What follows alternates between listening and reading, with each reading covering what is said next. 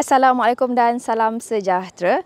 Bermula hari ini sehingga 17 Mei 2023, saya Adila Muhammad bersama rakan setugas Siti Sapina Haji Hussein akan bersiaran dari Phnom Penh membawakan kepada anda laporan harian Sukan Asia Tenggara atau Sukan SEA ke-32 Kemboja 2023 melibatkan atlet-atlet negara. Dan ketika ini saya berada di Stadium Nasional Teko Morodok yang merupakan venue upacara pembukaan rasmi Tamasya yang akan diadakan pada 5 Mei 2023.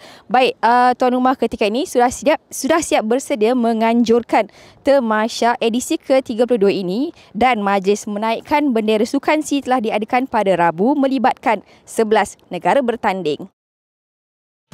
Simbolik kepada kehadiran keseluruhan kontingen bagi penganjuran Sukan SEA ke-32, upacara wajib menaikkan bendera selain lagu kebangsaan negara-negara ASEAN yang didendangkan berjalan lancar di pekarangan Stadium Teko Morodok. Upacara dimulakan dengan ucapan aluan dari Menteri Pelancongan Kemboja, Dr. Thong Koon. Beliau yang juga merupakan Presiden Jawatan Kuasa Olimpik Kebangsaan serta naib pengerusi Jawatan Kuasa Penganjur Tamasya Sukan Asia Tenggara ke-32 Kemboja 2023 seterusnya merasmikan majlis menaikkan bendera diikuti penyerahan cenderamata dari tuan rumah kepada Ketua Kontingen sebelum upacara menaikkan bendera dimulakan. Ketua Kontingen Negara Datuk Muhammad Nasir Ali berkata, kontingen negara kini sudah bersiap sedia memburu pingat emas di Kemboja dan tuan rumah kini di peringkat akhir persiapan sebelum Tamasya dibuka secara rasmi. Sekarang tak ada isu pengebutan, tak ada isu makanan. Makanan halal, saya tanya atlet-atlet, mereka kata mereka puas hati dengan makanan yang disediakan. Malah saya juga berjumpa dengan ketua chef makanan di Games Village ni. Beliau seorang Filipino tapi beliau pernah mengendalikan pemakanan di Sukan SEA Filipina. Jadi beliau faham sangat. Malah beliau rasa terkilan juga tak dapat menyediakan lebih banyak makanan-makanan jenis halal sebab bahan-bahan dia susah nak cari. Tapi setakat ini memang memuaskan sekali. Dalam pada itu, Datuk Muhammad Nasir menjelaskan kesemua atlet berada di tahap memuaskan dan berpuas hati dengan prestasi atlet negara yang sudah memulakan cabaran. Prestasi so far kita agak berjaya dalam setakat ini dalam sukan hoki padang, kedua-dua lelaki dan wanita. Di kriket kita pun setakat ini nampak dapat kemenangan, tapi yang kita agak mendapati banyak cabaran yang di dalam chess, catur Cambodia ni, sebab kita tak pernah main sangat catur demikian. Tapi setakat ini saya rasa kita dalam tahap yang memuaskan. Atlet negara menyertai 34 daripada 36 jenis sukan di Phnom Penh kali ini, merangkumi 340 daripada keseluruhan 580 acara yang dipertandingkan. Dalam pada itu, beberapa sukan sudah memulakan saingan di Kemboja biarpun Tamasya dibuka secara rasmi pada 5 Mei. Pasukan lari berhalangan lelaki negara antara yang awal turun beraksi di Kemboja berjaya menempah slot final berdepan juara bertahan Filipina pada 7 Mei ini. Pada aksi pusingan penyingkiran, kuartet disertai Muhammad Reza Rozlan, Yong Wei Teng, Nur Hafiz Said Alwi dan Galib Muhammad Azimi hampir ditunjukkan jalan keluar selepas dua pelepasan awal dibatalkan. Pada perlumbaan kedua, kuartet negara mempamer larian bertenaga untuk mencatat masa terpantas 25.62 saat untuk menduduki tangga teratas pusingan penyingkiran. Kejayaan itu menyaksikan Malaysia bakal berdepan seteru utama Filipina di pentas final selepas mereka mencatat masa kedua terpantas 26.91 saat. Philippines, yes, pencabar terbesar adalah Filipina dengan Indonesia. Kami mengharapkan jumpa Indonesia sebab Filipina dah ada spot untuk gol. So kami tak rasa kita orang akan bagi kita orang punya gol dekat dia orang lagi.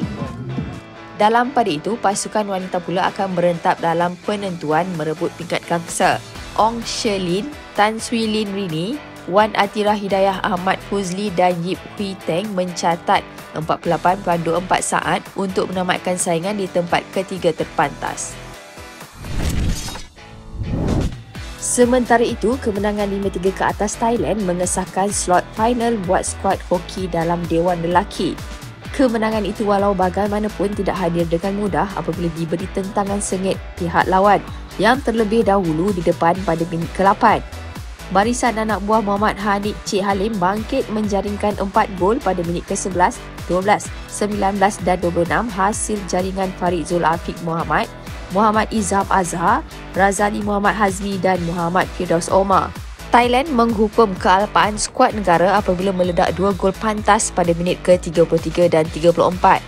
Namun, Farid Zul Afiq memastikan skuad negara menamatkan perlawanan dengan kemenangan selesa apabila menjaringkan gol kelima 2 minit sebelum permainan tamat.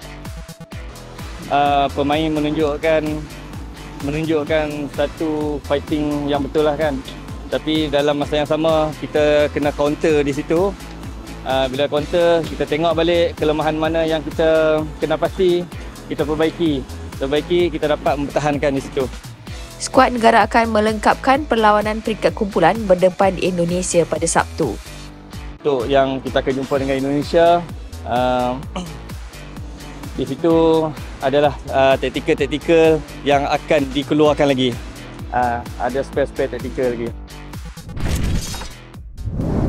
Selepas kecundang kepada juara 8 kali Thailand pada aksi perlawanan pertama di Dewan Utama Stadium Olimpik Phnom Penh pada Rabu, skuad negara bangkit mempamer aksi mendebarkan semasa turun menentang pasukan Myanmar pada Khamis. Walau bagaimanapun, pasukan negara lambat panas apabila tewas pada set pertama dengan catatan 22 berbalas 25.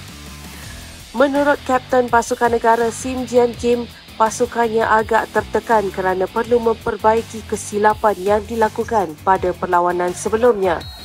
I think maybe first set we are a bit nervous because yesterday we lost the first match against Thailand, so the pressure is on us lah. So because we need to anyhow win the game, if not we will not advance to semi-final. So I think we are a bit on the pressure side. And then after that, at the end of the first set, I think that most of the player we slowly like blending into the situation. So I think we are well prepared for them. Then the following set we play our standard. Then that's why we are able to beat them at the end. Sim juga menyatakan bahawa beliau dan rakan sepasukan tidak pernah memandang rendah keupayaan pasukan lawan, terutamanya pengalaman ditewaskan pasukan Myanmar pada Tamasya Sukan SEA tahun 2017. Myanmar also they are very experienced team. So number 11, the captain of Team Myanmar, I think I have known him for like at every SEA Games I came, so he's here. So I think he's more experienced than us. But when individual against the team, I think anyhow the teams get to win. Straight revenge untuk last year dengan yang masa saya main dekat 2017 kat Kuala Lumpur, kita kalah dia, lepas tu kita tak masuk semifinal. Saya rasa itu memang revenge daripada saya lah. Sebab last year saya tak main. Pasukan negara bakal bertemu dengan Vietnam pada 6 Mei bagi penentuan ke separuh akhir.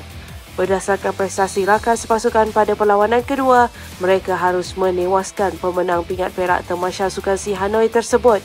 Saya rasa itu yang untuk kita do or die match lah. So if we win, we are into the semi-final. If we lost, then we cannot advance to the semi-final. So it's a do or die match for us. So I think everyone is know about that, and we will be more prepared lah.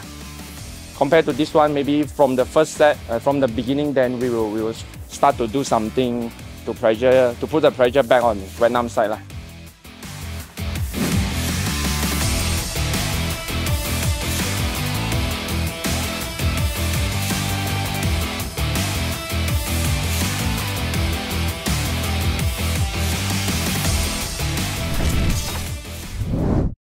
Sekian dulu laporan dari Kemboja. Teruskan bersiaran bersama Bulletin MSN untuk berita terkini mengenai aksi dan keputusan atlet negara di Sukan SEA Kemboja.